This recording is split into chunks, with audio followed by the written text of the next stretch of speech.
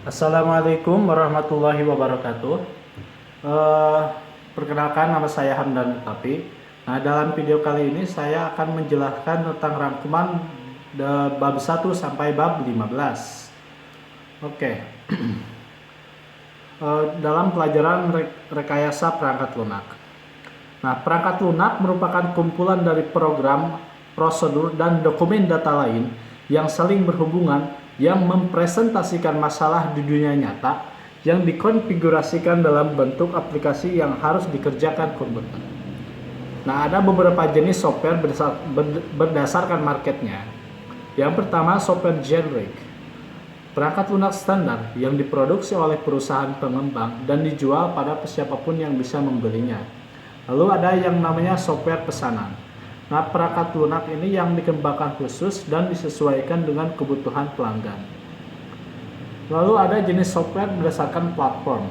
Nah, yang pertama ada software system, software real time, software bisnis, software teknik dan ilmu pengetahuan, software tertanam atau embedded software, lalu ada software komputer personal. Lalu dan selanjutnya software kecerdasan buatan, lalu ada software mobile. Nah, bab kedua ini yaitu tentang software engineering atau rekayasa perangkat lunak. Nah, jadi software engineering ini ilmu yang membahas semua aspek produksi perangkat lunak melalui tahap awal spesifikasi sistem sampai pemeliharaan sistem setelah digunakan. Nah, perangkat lunak yang dibuat harus mampu tepat waktu, tepat anggaran, meningkatkan kinerja, mengoperasikan prosedur sistem dengan benar. Lalu perbedaan RPL dengan rekayasa sistem yaitu rekayasa sistem berkaitan dengan semua aspek dalam pembangunan sistem berbasis komputer termasuk hardware, rekayasa perangkat lunak, dan proses. Nah, lalu ada rekayasa perangkat lunak adalah bagian dari sistem yang meliputi pembangunan perangkat lunak, infrastruktur, kontrol, dan database pada sistem. Lalu yang bab ketiga. Nah, rekayasa perangkat lunak informasi. Yang pertama ada proses aktor.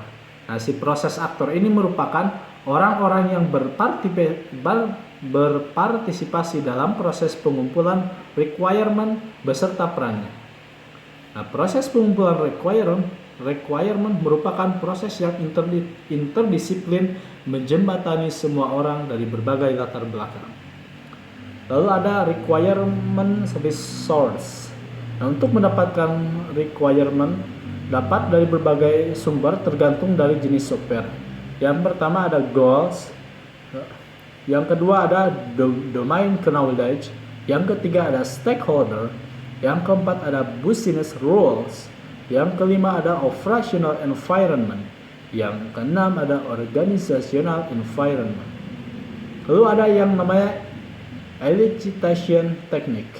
Nah, setelah mengetahui sumber-sumber requirement, tahap selanjutnya adalah mengumpulkan kebutuhan. Cara yang dapat dilakukan disebut elicitation technique. Nah, elicitation technique ini merupakan tahapan yang sangat sulit dan software engineer harus dapat memahami bahwa pengguna mungkin akan kesulitan menjelaskan kebutuhan mereka. Jadi ada beberapa elicitation tekniknya. Yang pertama ada interview atau wawancara, yang kedua membuat skenario, yang ketiga membuat prototype, yang keempat melalui rapat, yang kelima observasi, yang keenam membuat user story. Nah, lalu ada yang keempat. Nah, yang keempat ini software requirement fundamental. Nah, requirement ini dapat disebut juga kebutuhan. Jadi, sebuah pernyataan tentang apa yang harus dilakukan, karakteristik seperti apa yang harus dimiliki oleh software untuk menyelesaikan permasalahan. Yang pertama ada fase analisis, yang kedua software requirement definition, yang ketiga requirement types, yang keempat functional and non-functional requirement, yang kelima ada System Requirement and Software Requirement. Lalu jenis requirement. Yang pertama ada Software Requirement, Functional and Non-Functional. Yang kedua User Requirement. Yang ketiga System Requirement. Oke, selanjutnya ke bab kelima. Model-model pengembangan perangkat lunak. Yang pertama ada model waterfall, lalu ada model prototyping, ada model evolutionary. Yang keempat ada model spiral. Yang kelima ada reuse-based development. Oke, kita bahas dulu yang pertama. Oke, waterfall model. Nah, model ini melibatkan penyelesaian satu tahap secara lengkap sebelum melangkah ke tahap berikutnya. Ketika satu tahap selesai, langsung dilakukan evaluasi untuk memastikan proyek berjalan sesuai rencana dan layak diteruskan ke tahap berikutnya. Nah, di waterfall model ini disebut juga model klasik dan memiliki beberapa tahap utama, yaitu analisis dan rekayasa sistem, perancangan, penulisan program, pengujian, dan pemeliharaan. Lalu ada prototype model. Nah, prototyping menjadi sangat populer sebagai model pengembangan software karena memungkinkan untuk memahami kebutuhan pelanggan pada tahap awal pengembangan. Nah, ini sangat membantu mendapatkan feedback yang berharga dari pelanggan dan membantu developer memahami apa sebenarnya yang diharapkan dari produk yang sedang dikembangkan. Nah, prototyping digunakan untuk memungkinkan klien atau user mengevaluasi sistem yang dirancang di awal oleh developer dan mencobanya sebelum diimplementasikan. Hal ini dapat membantu memahami persyaratan pembangunan sistem yang spesifik oleh user dan mungkin belum diimplementasikan oleh developer selama perancangan produk. Dan selanjutnya ke bab 6 tentang desain. Nah, desain ini merupakan representasi dari sesuatu yang akan dibangun. Dalam dunia software engineering, akan menggunakan model-model standar untuk proses desain. Nah, fokus pada 4 area utama, yaitu data, arsitektur, komponen, dan user interface. Yang pertama ada software design. Nah, si perancangan perangkat lunak, proses yang berulang untuk mengartikan requirement menjadi blueprint untuk membangun perangkat lunak. Nah, tahapan pada SDLC, di mana software requirement dianalisis menjadi sebuah deskripsi sebagai dasar pembangunan software. Nah, aktivitas pada tahap desain itu yang pertama ada desain arsitektur aplikasi, termasuk desain jaringan, lalu desain interface atau antarmuka sistem. Yang ketiga ada desain sistem database, dan lain sebagainya. Lalu ke bab 7. Nah, struktur dan arsitektur perangkat lunak. Nah, struktur perangkat lunak berkaitan dengan susunan yang terdapat di dalam perangkat lunak.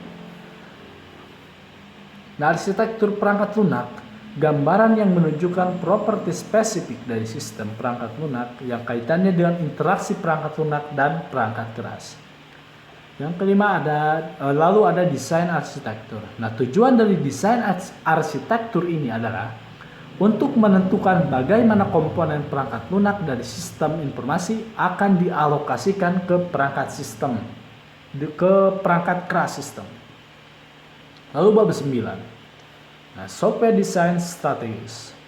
Oke, nah jadi software design strategis ini meliputi function oriented, object oriented, data structure design, component based design.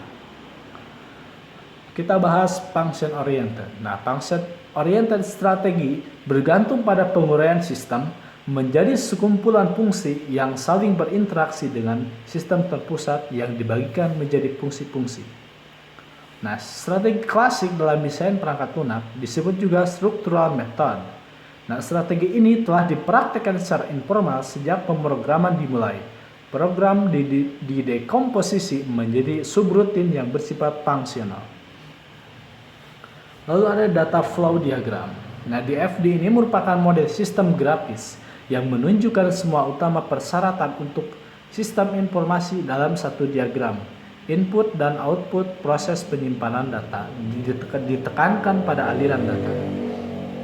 Bab 10 Implementation. Pertimbangan dalam aktivitas coding dalam software construction. Yang pertama, buatlah source code yang mudah dipahami, cara penamaan yang baik dan layout source code yang rapi. Yang kedua, error handling, yaitu adanya antisipasi kesalahan maupun exception. Yang ketiga, pencegahan pelanggaran keamanan di tingkat kode. Yang keempat, source code organization, yaitu meliputi kerapihan metode, kelas, paket, dan struktur lainnya. Yang kelima, dokumentasi kode. Yang keenam, implementasi kode tuning. Jadi ada beberapa tips untuk menulis source code. Yang pertama, buatlah kode program sesimpel dan seefisien mungkin supaya proses compiling kode jauh lebih cepat. Yang kedua, konsisten dalam penulisan kode program, seperti pemberian nama variabel, ukuran, dan case sensitive. Yang ketiga, komentar pada baris kode program mengenai fungsi tersebut dan bagaimana cara menggunakannya. Lalu buatlah dokumentasi, dan yang terakhir selalu diupdate terhadap bahasa pemrograman yang digunakan. Yang ke-11, maintenance atau pemeliharaan. Nah, pemeliharaan perangkat lunak atau aktivitas perubahan atau modifikasi perangkat lunak setelah perangkat lunak digunakan. Nah, jadi tujuan maintenance ini memperbaiki kesalahan dan meningkatkan kinerja dengan tetap mempertahankan integritas perangkat lunak tersebut. Alasan dibutuhkannya maintenance yaitu memperbaiki kesalahan, meningkatkan desain, peningkatan implementasi, ada interaksi antarmuka dengan perangkat lain, ada perubahan perangkat keras, sehingga perangkat lunak perlu menyesuaikan migrasi perangkat lunak. Lalu bab ke-12, transaksi. Nah, transaksi adalah eksekusi program user oleh DBMS, baik mengakses maupun memodifikasi data. Eksekusi dari program user atau transaksi merupakan kumpulan dari membaca dan menulis objek database. Untuk membaca objek database, pertama kali objek dibawa ke memori utama disk, dan kemudian nilainya disalin ke dalam variabel program. Untuk menulis objek database, salin di memori objek yang telah dimodifikasi dan kemudian ditulis ke disk. Nah, sifat transaksi dari sebuah transaksi harus memenuhi properti chain dan menjaga data pada kondisi concurrent dan terjadi kesalahan sistem. Dan hal ini dilakukan oleh DBMS. Yang pertama ada atomicity. Jadi semua aksi dalam sebuah transaksi dilakukan atau tidak dilakukan sama sekali. Yang kedua, konsistensi. Transaksi harus dipastikan berjalan sampai selesai dengan sendirinya dan meninggalkan database dalam kondisi yang konsisten. Yang ketiga ada isolation. Nah, saat sebuah transaksi melakukan modifikasi data, yang sedang dimodifikasi harus diisolasi dari transaksi lain. Jadi, data hanya dapat diakses dalam kondisi sebelum memodifikasi atau sesudah, tidak dapat diakses dalam keadaan intermediate. Yang keempat, durability atau daya tahan. Memastikan bahwa hasil eksekusi keadaan data setelah dilakukan transaksi sampai selesai bertahan secara permanen. Saat terjadi kegagalan sistem atau crash, maka data akan berada pada kondisi yang terakhir. Oke, selanjutnya ke bab 13. Software Quality Management atau SQM adalah kumpulan dari semua proses yang memastikan bahwa produk perangkat lunak, layanan, dan implementasi memenuhi kualitas perangkat lunak yang sesuai tujuan organisasi dan mencapai kepuasan pemangku kepentingan atau stakeholder. SQM terdiri dari 4 subkategori.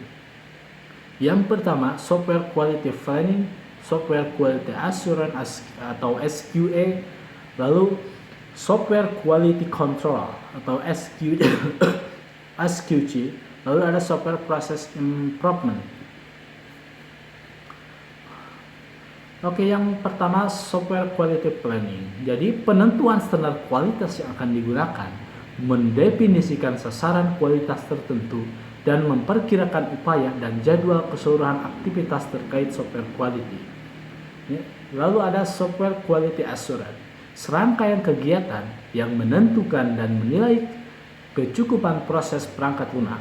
SQA untuk memberikan bukti yang dapat membangun keyakinan, kepercayaan bahwa proses perangkat lunak sesuai dan menghasilkan produk perangkat lunak dengan kualitas sesuai tujuan stakeholder. SQA ini tidak sama dengan testing.